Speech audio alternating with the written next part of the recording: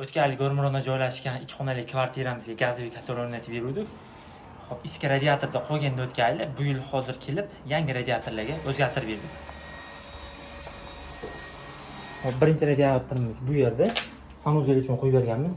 Qo'rg'ali biometal podacha obраткасini yangilab berganmiz. Ikkinchi xonamiz uchun ham o'ntali qo'rg'a radiator qo'yib, podacha obраткаларni yangilab berganmiz.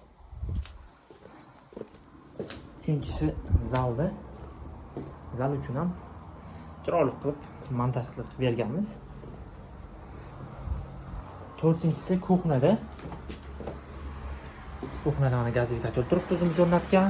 Bu joyda 10 talik qo'rg'ali radiator. Uzunligi bilasizlar, 4 talik bo'ladi, notda shab turib 10 talik qo'yib berganmiz va joylarga ham ahamiyat berib qo'yganmiz. Ozgina yarim santimda zazorimiz bor.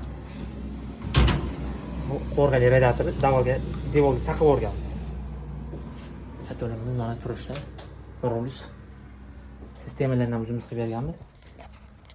Bu 2 xonali kvartira uchun radiatorni alishtirishlik uchun 2 million 350 ming so'm расход ketdi. Har bitta radiatorni 500 ming so'mdan oldik. 2 million so'mga 50 ming so'm yo'l kira va 300 ming so'mlik atvo't, palatvot, radiator kran olib montaj qilib berdik. Kimgadir shunaqa montajlar ham kerak bo'lsa, o'zimizga murojaat qilaverasizlar. Xudo xolasa chiroyli qilib montaj qilib beramiz. Agar videomiz manfaatli bo'lgan bo'lsa, like bosib, kommentariyada izohlarni qoldiringlar.